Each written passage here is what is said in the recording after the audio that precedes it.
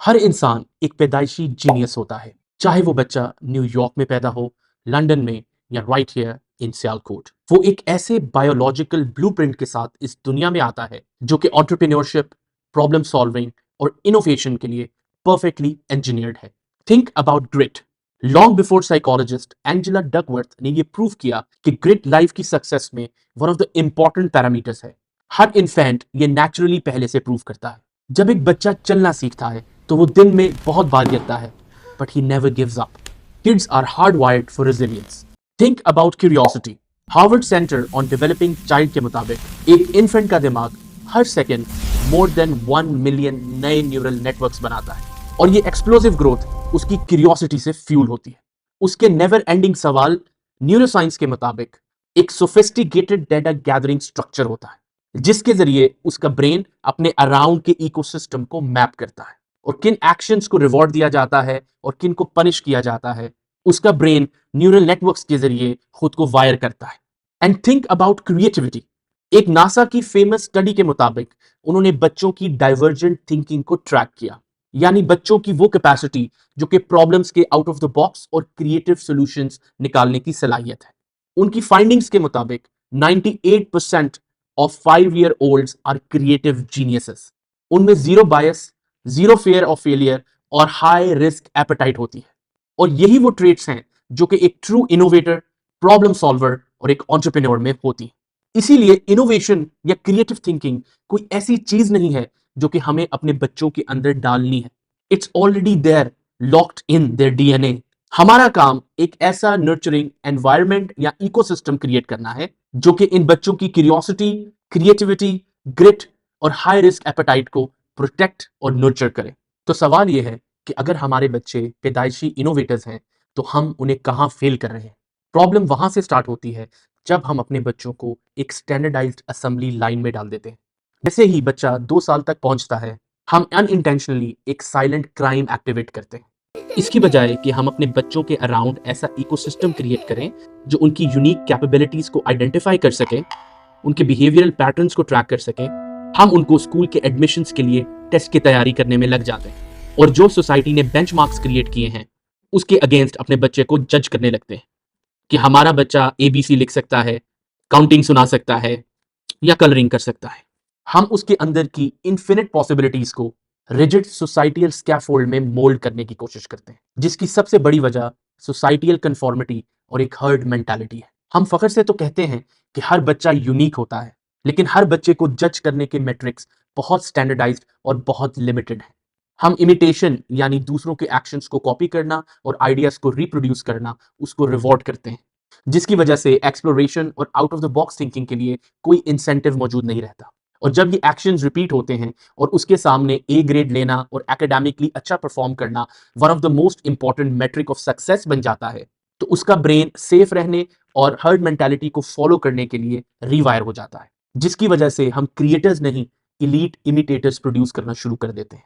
इसकी मिसाल आप स्कूल के आर्ट कॉम्पिटिशन्स और साइंस फेयर्स में देख सकते हैं। जब भी ऐसा कोई इवेंट आता है तो बच्चा सबसे पहले गूगल या एआई को यूज करते हुए ऑलरेडी एग्जिस्टिंग मॉडल्स को कॉपी करने की कोशिश करता है, और बहुत कम ऐसे केसेस होते हैं जहां out of the box innovative या इंडिजिनस आइडियाज क्रिएट होते हैं। मूविंग फॉरवर्ड, जब बच्चे की क्यूरियोसिटी को लैंडिंग स्पेस नहीं मिलती तो चीजों को बिल्ड करने की सेटिस्फैक्शन चीजों को कंज्यूम करने की सेटिस्फैक्शन से रिप्लेस हो जाती है, जिसकी वजह से उसका डोपामिन, जो कि एक ब्रेन का रिवॉर्ड सिस्टम है, सोशल मीडिया और ओवर कंजम्पशन हाईजैक कर लेता है। हमारे बच्चे ये ग्लोरीफाई करना छोड़ देते हैं कि वो क्या बिल्ड कर सकते हैं, रादर वो ग्लोरीफाई करते हैं कि वो क्या ऑन कर सकते हैं।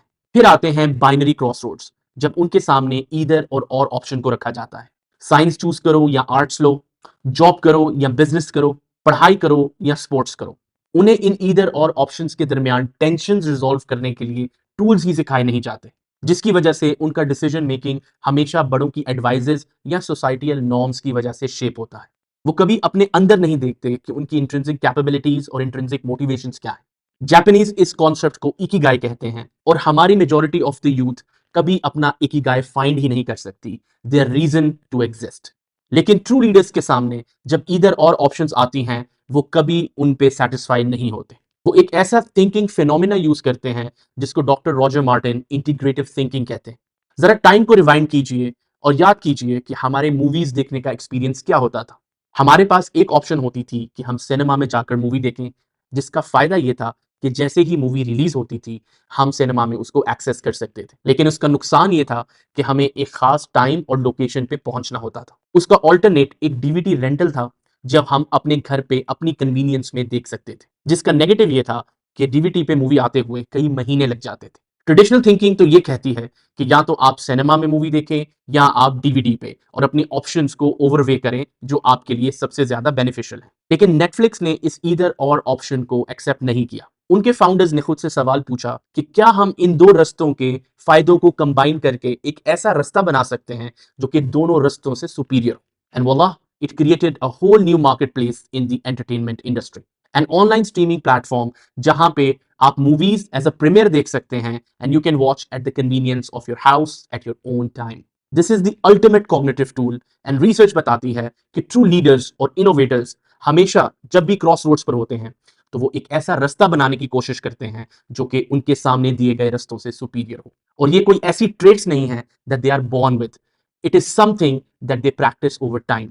और ये अल्टीमेट कॉग्निटिव टूल एक राइट नर्चरिंग एनवायरनमेंट हमारे यूथ को प्रोवाइड कर सकता है। अब देखते हैं कि हमारा ह्यूमन कैपिटल डेवलपमेंट प्रोग्राम्स और हमारी इंटरवेंशंस किस स्टेज के ऊपर इंटरवीन करते हैं। हमारे vocational training programmes, youth development programmes, ये सब बहुत जरूरी हैं जो कि हमारी यूथ के ह्यूमन कैपिटल और उनकी स्किल्स को अपलिफ्ट करते हैं। लेकिन ये सारे प्रोग्राम्स उस स्टेज पर इंटरवीन करते हैं जब बहुत देर हो चुकी होती है, जब हमारे यूथ के कॉग्निटिव पैटर्न्स और उनकी सोचने की सलाहियत लॉक हो चुकी होती है। उनकी 98% की क्रिएटिव एफिशिएंसी डिप्लीट होकर मार्जिनल रह गई होती है। उनकी रिस्क एपेटाइट डिप्लीट कर चुकी होती है। Because after grinding through this rigid academic structure वो डेस्परेट होते हैं फॉर सक्सेस, जिसकी वजह से वो फेलियर से भी डरते हैं, रिस्क लेने से घबराते हैं, और मोस्ट इंपॉर्टेंटली अपने एफर्ट्स को कंपाउंड होने से पहले गिव अप कर जाते हैं, जो कि ग्रिट को डिप्लीट करता है, रिस्क एपेटाइट को डिप्लीट करता है, और out of the box thinking को डेंजरस समझता है। और दिस इज वेयर उनके प्रॉब्लम सॉल्वर बनने, एंटरप्रेन्योर बनने या क्रिएटिव थिंकर बनने की प्रोबेबिलिटी बहुत थोड़ी रह जाती है, और जिसकी वजह से हमारी ये इंटरवेंशंस डिमिनिशिंग मार्जिनल यूटिलिटी देती है। यानी जितने रिसोर्सेज हम इन ट्रेनिंग्स या इन डेवलपमेंट प्रोग्राम्स पे खर्च करते हैं उसका बहुत कम परसेंटेज ट्रू वैल्यू में कन्वर्ट होता है, क्योंकि असल लेवरेज पॉइंट्स अर्ली चाइल्डहुड पे है। ये वो मैसिव गैप है, ये वो लेवरेज पॉइंट है जहां पर हम इंटरवीन करने जा रहे हैं।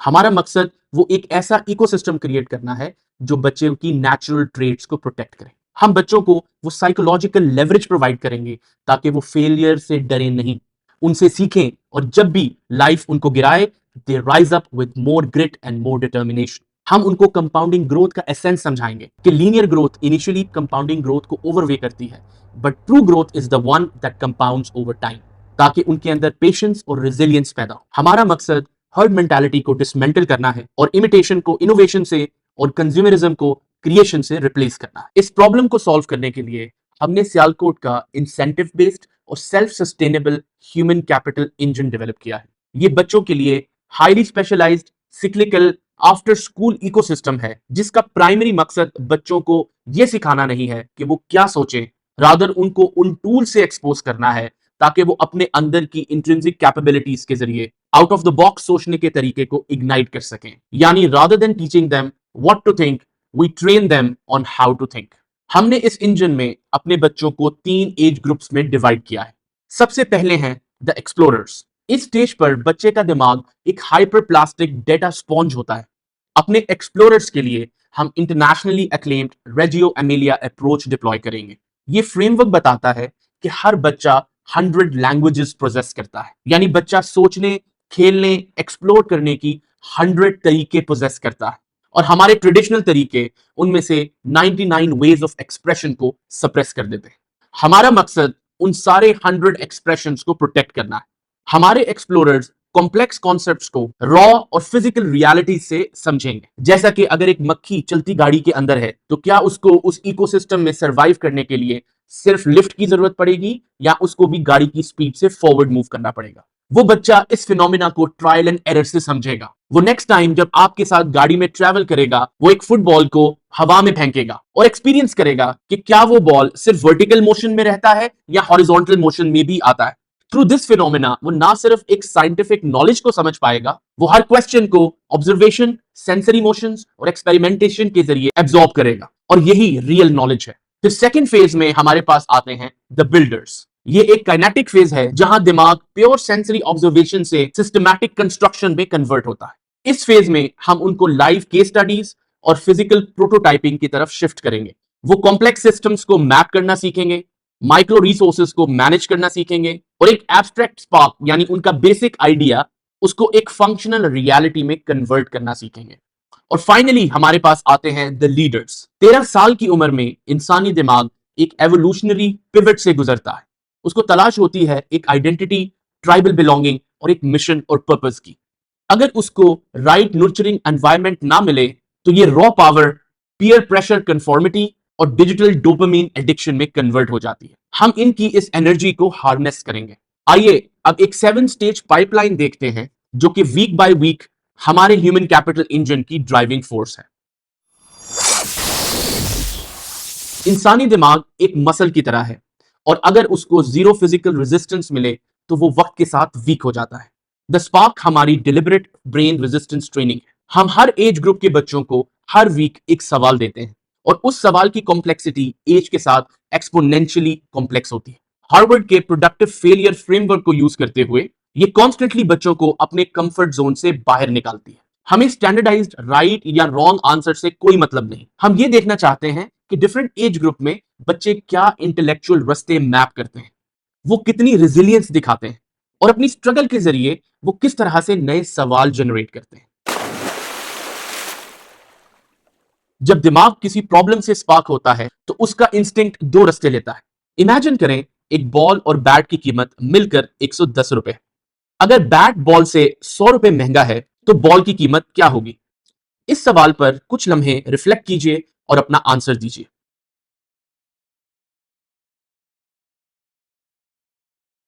बहुत सारे लोगों का इंस्टिंक्ट आंसर होगा कि बॉल की कीमत 10 रुपए और नेचुरली बैट की 100 रुपए। लेकिन अगर बॉल की कीमत 10 रुपए है तो बैट उससे 100 रुपए महंगा होना चाहिए, जो कि बैट की कीमत को 110 रुपए का बना देता है, जिससे इनकी टोटल कीमत 120 रुपए बनती है, जो कि एक गलत आंसर है। असल आंसर है कि बॉल की कीमत है 5 रुपए और बैट की कीमत है 105 रुपए, जो कि मिलकर 110 रुपए बनाते हैं। ये दिखाता है कि अक्सर हम अपनी इंट्यूटिव थिंकिंग पे ट्रस्ट करते हैं। हमारा मकसद रैशनल थिंकिंग को एक डोमिनेंट थिंकिंग स्ट्रेटजी बनाना है। नोबेल लॉरिएट डैनियल क्यूनमैन के मुताबिक system one thinking fast, intuitive, automatic और बायस से भरी होती है, लेकिन ट्रू इनोवेटर्स सिर्फ सिस्टम वन में काम नहीं करते, उन्हें सिस्टम टू थिंकिंग मास्टर करना पड़ती है। दिमाग का स्लो, डेलिबरेट और rational structure operating system. Deep dive के जरिए हम अपने बच्चों के अंदर इस सिस्टम टू थिंकिंग पर काम करते हैं, bye giving them the questions जहां पर वो अपनी रैशनैलिटी को रीडिस्कवर करें। इसके अलावा डीप डाइव के अंदर हम अपने बच्चों को कॉजल एनालिसिस सिखाते हैं, जिसमें वो प्रॉब्लम्स को सरफेस लेवल पे सॉल्व करने की बजाय उनके रूट कॉजेस को ढूंढते हैं, जिसकी सबसे बड़ी मिसाल 1980s का न्यूयॉर्क सबवे क्राइसिस है। जब सबवेज में क्राइम रेट बढ़ रहा था तो गवर्नमेंट ने इसको सॉल्व करने के लिए सर्वेलेंस और सिक्योरिटी को इंक्रीज किया। फॉर अ शॉर्ट टाइम ये क्राइम रेट तो नीचे आया, बट विद टाइम ये म्यूटेट और कॉम्प्लेक्स हो गया, क्योंकि वो प्रॉब्लम्स के सिम्टम्स को ट्रीट कर रहे थे। ब्रेक थ्रू तब आया जब सिस्टम थिंकर्स ने ये रियलाइज किया कि क्राइम की असल वजह इकोनॉमिक डिस्ट्रेस है। जब उन्होंने एक कम्युनिटी इंफ्रास्ट्रक्चर बनाया, क्राइम रेट ऑटोमेटिकली डिक्लाइन हो गया। हमारी सोसाइटी में बहुत सी ऐसी प्रॉब्लम्स हैं जिनको हम सिर्फ सरफेस लेवल पे ट्रीट करने की कोशिश करते हैं, और इनमें सबसे बड़ी एग्जांपल थैलेसीमिया है। थैलेसीमिया एक ऐसा डिजीज है जिसको हम चैरिटी से सॉल्व करने की कोशिश कर रहे हैं। चैरिटी उसके सिम्टम्स को तो ट्रीट कर देगी, पेशेंट्स को वो नेसेसरी सपोर्ट भी प्रोवाइड करेगी, लेकिन जब तक हम मैंडेटरी टेस्टिंग को नॉर्मलाइज नहीं करते, अपनी सोसाइटियल रिजिडनेस को पेनिट्रेट नहीं करते और प्रॉपर अवेयरनेस जनरेट नहीं करते, we will never be able to solve this problem, but we will raise a generation that actually will. जब बच्चे की क्यूरियोसिटी को इग्नोर किया जाता है तो उसको कोई लैंडिंग स्पेस नहीं मिलती। ट्रेडिशनल सिस्टम्स हमारे बच्चों को एक्सप्रेस करने के लिए बहुत रिजिड और बहुत कम प्लेटफॉर्म्स देते हैं। अगर एक बच्चा एग्जाम्स में अपने आप को एक्सप्रेस नहीं कर पाता तो वो फेलियर टैग कर दिया जाता है। अगर एक बच्चा अच्छी ड्राइंग नहीं कर पाता तो उसे नॉन क्रिएटिव टैग कर दिया जाता है, जबकि ड्राइंग या arts is a way to express creativity, it is not the definition of creativity. हम एक state of the art expression platform लेकर आ रहे हैं जिसका नाम है इजहार। ये रेजियो एमिलिया अप्रोच की 100 वेज ऑफ एक्सप्रेशन की फिलॉसफी पे बेस करता है। जो बच्चा अपने आप को रिटन फॉर्म में एक्सप्रेस करना चाहता है, वर्बल फॉर्म में, विजुअल फॉर्म में, आर्टिस्टिक फॉर्म में, म्यूजिक की फॉर्म में या किसी भी क्रिएटिव फॉर्म में, the space is open for creativity. इजहार के जरिए उस इंट्रोवर्ट बच्चे को भी आजादी मिलेगी कि वो दिखाए कि वो अपने इनर यूनिवर्स और आउटर यूनिवर्स को किस तरह से परसीव करता है और उसको किस तरह से एक्सप्रेस करना चाहता है। रॉ इंस्टिंक्ट्स में बहुत एनर्जी होती है, लेकिन अगर वो डिस्पर्स्ड हो और उसको कोई फोकस ना मिले तो वो डिफ्यूज हो जाती है। एक लाइट की एग्जांपल लीजिए कि जब वो डिस्पर्स होती है तो वो एक रूम को तो इल्यूमिनेट कर देती है, लेकिन अपने ऑब्स्टिकल्स या सर्फेसिस को पेनिट्रेट नहीं कर पाती। लेकिन अगर हम उसको एक प्रिसिजन लेंस से गुजारें, उसको एक फोकस दें, it becomes a very concentrated high energy beam जो कि किसी भी रिजिड सर्फेस को कट करके पेनिट्रेट कर जाती है। द फॉर्ज हमारा वही प्रिसिजन लेंस है। इस सोशल मीडिया के मिस इन्फॉर्मेटिव दौर के अंदर हम उन्हें डीपली इन्फॉर्म्ड ऑब्जेक्टिव इंडिविजुअल बनाते हैं। जहां पे हमारा बच्चा किसी भी एनवायरमेंट या गैदरिंग में जाए, he and she will be able to stand out. और कोई भी मिस इन्फॉर्मेशन अगर उन तक पहुंचे तो वो एक प्रॉपर नॉलेज स्ट्रक्चर के थ्रू उसको डिबग कर सकें। आज एक एजुकेशनल लैंडस्केप को देखिए। 1% से भी कम बच्चे जो कि नेचुरली कॉन्फिडेंट और प्रिविलेज्ड होते हैं स्टेज पर आते हैं, और बाकी बच्चे एक पैसिव ऑडियंस बनकर रह जाते हैं और वो अपने अंदर ये मानना शुरू कर देते हैं कि उनकी वॉइस मैटर नहीं करती। यूथ टॉक का मिशन है कि स्टेज हर बच्चे का फंडामेंटल राइट है। हमें ट्रॉफी से कोई मतलब नहीं, स्कोर बोर्ड से कोई मतलब नहीं। इसकी सक्सेस का सिर्फ एक मेट्रिक है, कॉन्क्वेस्ट ऑफ इनर फियर। ये स्टेज मेरे लिए बहुत पर्सनल है। बचपन में मेरे जुबान में एक सिवियर लुकनत थी जिसका असर आज भी मौजूद है। अपनी सारी जिंदगी में मुझे मेरे एनवायरनमेंट ने बुली किया एंड आई बिकेम कॉन्फिडेंट कि I do not belong to the society, at least when it comes to expression. लेकिन मेरी माँ ने एक ऐसा इंटरवेंशन किया मेरी लाइफ में which changed everything. She enrolled me into a debate competition, एक वाहिद जगह जिससे मैं सबसे ज्यादा डरता था। I started taking help from the Quranic words rabbi इश्रह ली सदरी व यस्सिर ली अमरी वहलुल उक़दतम मिन लिसानी लियफ़क़हू क़ौली। उस कंपटीशन में ना मैं कोई अवार्ड जीता, ना ही मैं किसी स्कोर बोर्ड में था, but I won what mattered the most. I won from my fear, और उस स्टेज पर आई फाउंड माई वॉइस। और रिसर्च बताती है कि ट्रू ग्रोथ हैपेंस जब आप अपने फियर जोन से बाहर निकलते हैं। ये एग्जाम्पल बताती है कि जब इंटरवेंशन एक राइट टाइम और राइट तरीके से की जाए, it can create magic, and we are here to create many magics like that.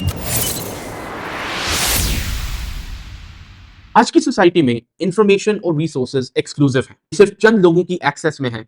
हमारा मकसद एक open source intellectual collaboration start करना है जिसमें हम डेस्टिनेशन से ज्यादा जर्नी को ग्लोरीफाई करें। इसीलिए हम सियालकोट का एक यूथ रिसर्च जर्नल लॉन्च कर रहे हैं। हम सिर्फ कामयाबियां नहीं बल्कि फेलियर्स को भी डॉक्यूमेंट करेंगे और उसी लेवल पर सेलिब्रेट करेंगे, जिसमें फेलियर्स एक इमोशनल आइडेंटिटी नहीं बल्कि एक वैल्यूएबल डेटा पॉइंट बनेगा। और कॉजल एनालिसिस को लेवरेज करते हुए, हम पीयर टू पीयर रिव्यूइंग को लेवरेज करते हुए उस फेलियर की रूट कॉज को समझेंगे और उसको एक सक्सेस स्टोरी बनाएंगे। इंसानी डेवलपमेंट कभी भी आइसोलेशन में नहीं होती। स्टैनफोर्ड की रिसर्च कहती है कि जब बच्चों को एक ट्राइबल बिलोंगिंग और एक शेयर्ड पर्पस मिलता है तो उनकी लर्निंग स्पीड मल्टीप्लाई कर जाती है। हम हर बच्चे को अपना सेल्फ गवर्निंग क्लब बनाने की ऑटोनॉमी देंगे, चाहे वो एक चेस क्लब हो या एक आर्ट सर्कल। जो बच्चा इनिशिएटिव से अपनी कम्युनिटी बिल्ड करेगा और उसको 20 मेंबर्स तक स्केल करेगा, ही और she will be enrolled in our young leadership programme, जहां लीडरशिप एक प्लास्टिक बैज नहीं, एक मैट्रिक ड्रिवन अप्रोच बनेगी और ये पूरा इंजन एक सेल्फ सस्टेनिंग और सेल्फ करेक्टिंग लूप बन जाएगा। हम पेरेंट्स की एंजाइटी को भी समझते हैं। हमें मालूम है अगर पेरेंट्स ये सोचेंगे कि अगर हमारा बच्चा इन इनिशिएटिव्स में अपना टाइम लगाएगा तो हाउ ही और she will be able to take care of their academic needs. We are partnering with Smart E Academia International, जो कि एक higher tier academic support institute है, फाउंडेड बाय मी सिंस 2013। हम हमारे बच्चों को वो एकेडमिक सपोर्ट प्रोवाइड करेंगे जो कि उनको कभी भी अपनी एकेडमिक जर्नी में फेल होने नहीं देगा। लेकिन एक बात साफ समझें कि क्रिएटिव इनोवेशन और academic grades they are not a trade off. ये ईदर और ऑप्शन नहीं है। यही वो इंटीग्रेटिव थिंकिंग है जिस तरह नेटफ्लिक्स के फाउंडर्स ने अचीव की। इन ट्रेड ऑफ्स को आपके बच्चों के लिए ब्रेक करेंगे और एक ऐसा रास्ता बनाएंगे जिसमें उनकी एकेडमिक प्रोफाइल भी बिल्ड होगी और इनकी कॉग्निटिव प्रोफाइल। आइए आपको इस इंजन का रियल प्रूफ ऑफ कॉन्सेप्ट दिखाते हैं। अस्सलाम वालेकुम, मेरा नाम इनाहिल है और मेरी एज 10 ईयर्स है। मुझे बचपन से ही चैरिटी करने का बहुत शौक है। हमें जब भी पॉकेट मनी मिलती थी हम उसका कुछ हिस्सा चैरिटी करते थे। लेकिन मेरे दिमाग में हमेशा से कुछ सवाल थे। हम कैसे जाने कि चैरिटी सही हकदार पे पहुंची है? हम उसका इम्पैक्ट कैसे मेजर करें? और लोग सिर्फ रमज़ान में ही क्यों ज़्यादा चैरिटी करते हैं? उसकी ज़रूरत तो पूरे साल है। और यहाँ से हमारी अमाना ऐप का सफ़र शुरू हुआ। हमने सोचा कि अगर ट्रांसपेरेंसी, वेरिफिकेशन और अकाउंटेबिलिटी को कंबाइन किया जाए तो चैरिटी को ज़्यादा इफेक्टिव बनाया जा सकता है। हमने अमाना ऐप का मिनिमम वाइबल प्रोडक्ट डेवलप कर लिया है और हम इसको स्केल करने के लिए रेडी हैं। अमाना ऐप की जर्नी एक ओवरनाइट सॉल्यूशन नहीं था. It started with the spark. The problem kids identified कि चैरिटी का सिस्टम अनसस्टेनेबल है. इसकी सप्लाई एंड डिमांड को मैप करने का कोई सिस्टमैटिक सिस्टम मौजूद नहीं. The very first step they took was developing the case cards for orphans. उन्होंने ऑर्फन हाउसहोल्ड्स की रिक्वायरमेंट्स को ग्रोसरी, हेल्थ केयर, एजुकेशन और अदर रिक्वायरमेंट्स में सेगमेंट किया. The first problem they identified was how to protect every family's personal data and self-respect. इसका solution उन्होंने निकाला कि हर केस को एक कोड allocate किया जाएगा. During the deep dive, they started looking into root cause problems and they found कि charity का सबसे बड़ा इशू पैसे इकट्ठे करना नहीं, उसकी reliability और सही यूजेज है. Using technology, they started learning about web app development. Using the Forge, they were able to collaborate and bring this idea to life. सबसे पहले उन्होंने सियालकोट की ऑर्फन फैमिलीज का डिजिटल जियोग्राफिक मैप डेवलप किया by dividing the cases into regions. Cases को reliable बनाने के लिए they came up with an idea of a focal person in each region. जब आप किसी भी केस को ऐड करते हैं या उस केस पे अमाउंट प्लेज करते हैं, this is where the focal person will provide the main bridge to validate the case as well as complete the transaction. इस तरह they were able to map the orphan cases for their MVP and create a user friendly web application जहां पर आप ना सिर्फ case wise अपनी amount pledge कर सकते हैं बल्कि सेक्शन वाइज भी अपनी चैरिटी को डोनेट कर सकते हैं, whether you want to donate for education purposes, health care purposes और grocery purposes. They also came up with a system जहां पर ऑर्फन की फैमिलीज को आइडेंटिफाई करके आप ऐप में एंटर कर सकते हैं. जब आप ये केस एंटर करेंगे you will have to provide a reference, चाहे वो पर्सन उनका नेबर हो, कम्युनिटी वर्कर हो या कोई भी ऐसा पर्सन हो जो कि डेटा को वेरीफाई कर सके. And once the data is entered, the focal person will contact that resource person and make the data reliable. हमने इस ऐप पे एक ऐसा इंसेंटिव क्रिएट किया है जो कि ना सिर्फ चैरिटी करने को रिवॉर्ड करता है बल्कि डेटा कलेक्शन और उसकी वेरिफिकेशन को भी रिवॉर्ड करता है। और यही इस ऐप का वैल्यू प्रोपोजिशन है। Creating an incentive in a charity app was the game changer and this was the master stroke जो कि रैशनल थिंकिंग ने डेवलप किया. हमने जब इंसेंटिव सिस्टम्स को डिस्कस किया with our kids, we were surprised कि वो किस तरह से आउट ऑफ द बॉक्स और न्यू आइडियाज बना सकते हैं. देयर फ्लैगशिप आइडिया वाज कि हम इस वेब एप्लीकेशन में डिफरेंट रोल्स डिफाइन करेंगे. If a student is contributing towards charity, चाहे वो केस आइडेंटिफिकेशन पे हो या चैरिटी डोनेशंस पे, हम उसको 4 टाइम्स द सोशल स्कोर देंगे. This is where our youth will have the incentive ताकि जब भी उनको पॉकेट मनी मिले they are able to do a fraction of their amount into charity, which will develop the right ethos in our kids. एक और problem जो मैंने देखा, क्योंकि मुझे रेस्टोरेंट्स में जाना बहुत पसंद है, फूड वेस्ट हमारी सोसाइटी का बहुत बड़ा इशू है। मैं एक आइडिया पे काम कर रही थी, क्योंकि जब भी मैं मेन्यू को देखती थी मुझे उसकी रेसिपी समझ नहीं आती थी और मैं डिसीजन नहीं ले पाती थी कि मैं क्या ऑर्डर करूं। इस प्रोसेस में जब मैं ये मेन्यू ऐप डेवलप कर रही थी जिसका वैल्यू प्रोपोजिशन ये है कि जब आप मेन्यू स्कैन करें तो एक शॉर्ट वीडियो आपको कंप्लीट डिश की डिटेल्स बता देगी जिससे आप इन्फॉर्म डिसीजन ले सकते हैं। मैंने सोचा क्यों ना इस ऐप के थ्रू फूड वेस्ट का प्रॉब्लम सॉल्व किया जाए। हम हर रेस्टोरेंट के मेन्यूज को ऐप में रजिस्टर करेंगे और उनको इंसेंटिव प्रोवाइड करेंगे कि वो अपने डेली फूड वेस्ट को इस पे रजिस्टर कर सके और हमारी अमाना की टीम वो फूड कलेक्ट करके लोगों में डिस्ट्रीब्यूट कर सके। इस तरह हम एक प्रॉब्लम को इम्पैक्टफुल सोल्यूशन में कन्वर्ट कर पाएंगे। जब रिसर्च बताती है कि बच्चों के अंदर out of the box thinking होती है and they have the curiosity to think out of the box solutions for the problems, उन्होंने 2 डिफरेंट प्रॉब्लम्स को सॉल्व करते हुए एक इंटीग्रेशन के जरिए साइनर्जी क्रिएट की. ये सिर्फ एक सिंपल ऐप आइडियाज नहीं है, this has the potential to scale. ये एक ऐसे ऐप में कन्वर्ट हो सकती है जिसका स्केल फूड पांडा के लेवल का होगा. What they are working right now is to develop this app and register restaurants.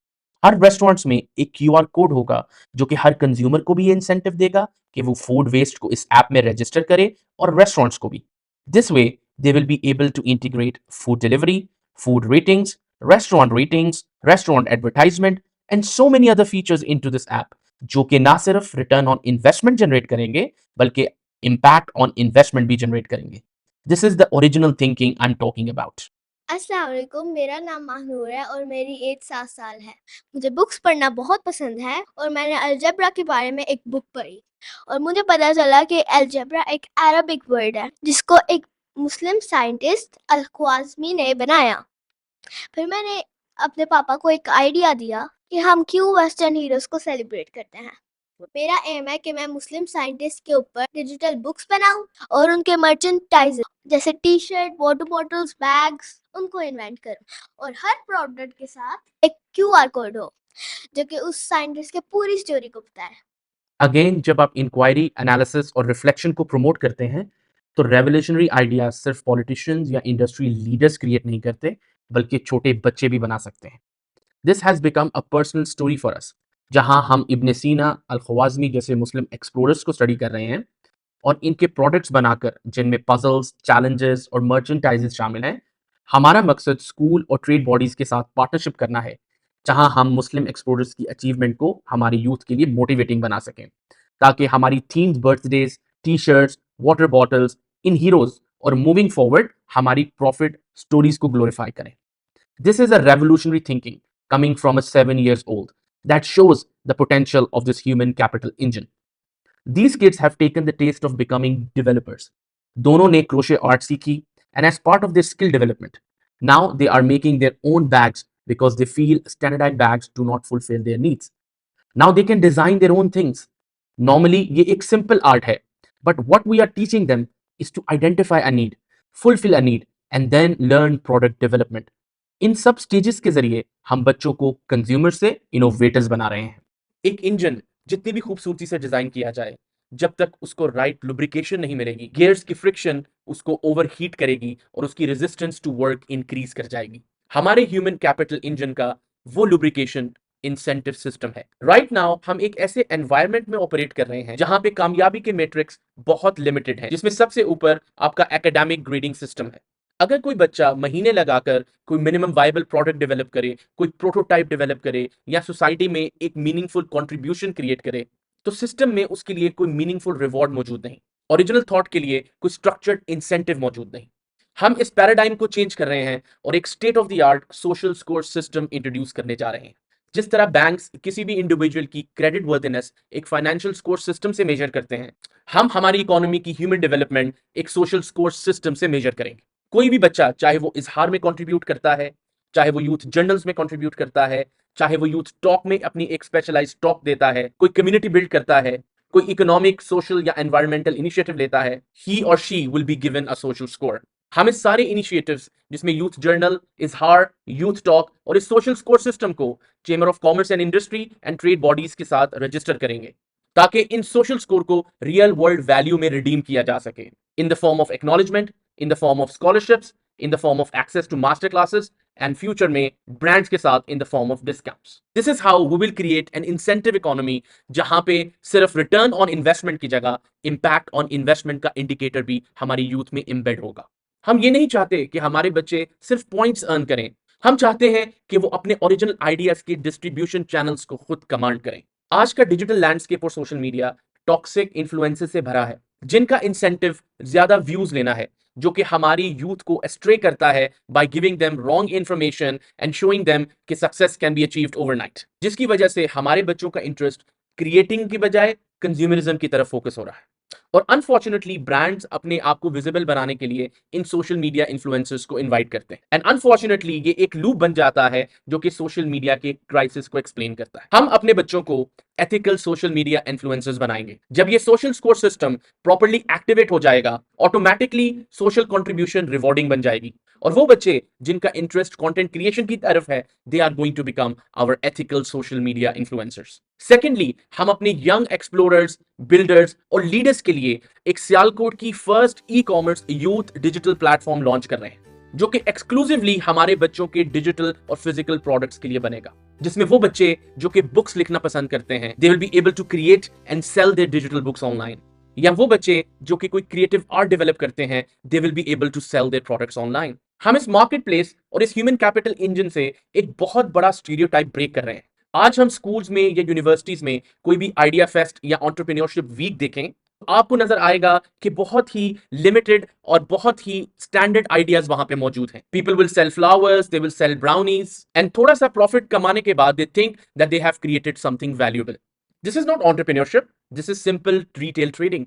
एक स्टैंडर्ड ट्रेडर 100 रुपीज का वाटरमेलन लेकर उसको मार्केट में 200 रुपीज में बेचकर 100 रुपीज का प्रॉफिट तो कमा सकता है। But for me a true entrepreneur will take that 100 rupees watermelon, convert into a 1500 cocktail juice and sell it to its consumers. इसको वैल्यू एडिशन कहते हैं, एंड दिस इज एग्जैक्टली हम अपने बच्चों के अंदर इंस्टिल करेंगे। हमारे ह्यूमन कैपिटल इंजन की फाइनल लेयर एक एनुअल इवेंट है, बिजनेस यूथ समिट। ये वो प्लेटफॉर्म है जहां पे हर साल हमारे एक्सप्लोरर्स, बिल्डर्स, लीडर्स अपनी ओरिजिनल और out of the box thinking को इंडस्ट्री के सामने प्रेजेंट करेंगे। वो दिखाएंगे कि हर साल उन्होंने एक प्रॉब्लम पे किस तरह काम किया, and through proper pitching of ideas वो अपने एमवीपीज और प्रोटोटाइप्स को इंडस्ट्रियलिस्ट के सामने रखेंगे, and this is where they will be able to generate the seed capital that will help scale their ideas.